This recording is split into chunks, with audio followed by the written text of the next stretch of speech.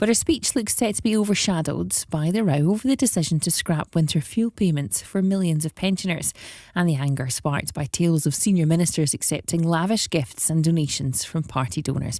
We're going to hear from Labour later on in the programme. Let's get the view from the opposition benches. Dave Dugan is SNP MP for Angus. Good morning.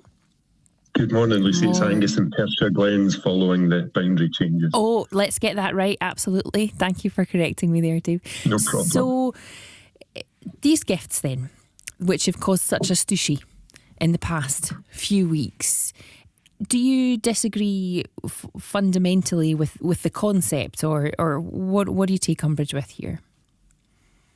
Well, I think I, like most other ordinary people from ordinary backgrounds, are aghast at the naivety of UK government ministers leaving themselves open to whatever the donors of these gifts expect in return. If something looks too good to be true, then it probably is. Everybody knows that. So I think we need to ask ourselves why senior members, the very most senior members of the UK government, are naively walking into gifts for this and gifts for that, totalling £800,000 and thinking that there's no strings attached. Of course there are strings attached. And it's such a bad look.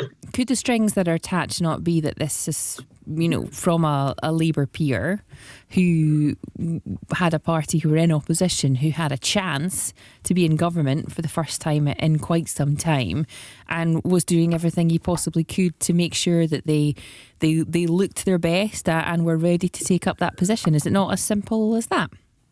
It's not as simple as that, Lucy, no, because even if it was, as you suggest, the idea that politics in the United Kingdom hinges on the suit that you're wearing or how well adjusted your wife's dress is, really is disrespectful to the people of these islands who vote in Westminster elections. Nobody said it hinges on that, but it helps. Image is important in politics. You can't deny that.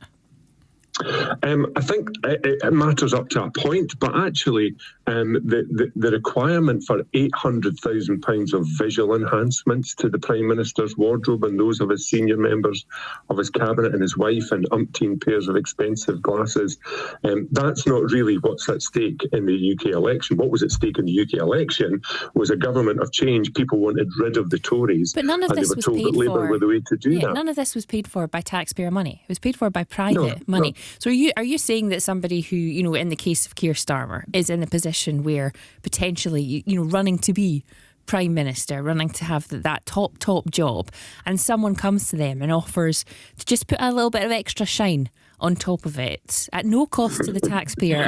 Are you saying that he should have said no thanks? He absolutely should have said no thanks, because it leaves him open to prioritising the ambitions of Lord Ali and others over the ambitions, as we clearly see after only 3 months, the ambitions of people up and down these islands. Let's be really clear. Angela Rayner in particular, and Keir Starmer especially, these are not poor people. If Keir Starmer wanted £2,500 worth of glasses, he could have easily bought them, but he didn't. He took it off somebody who was offering it to him. And that's not the world that the rest of us walk in.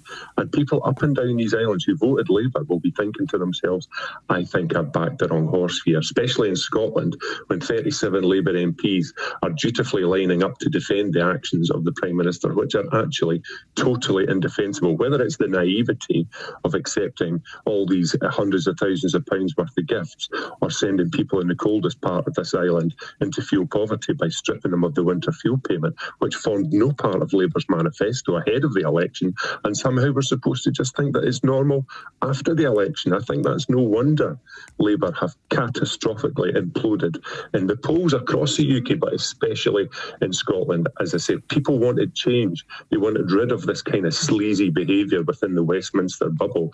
And in Labour, they found it's been turbocharged. They knew what they were getting with the Tories. Nobody's surprised at what the Tories do. But what we see in Labour is it renewed and redoubled, and that's why people are so cross in Scotland.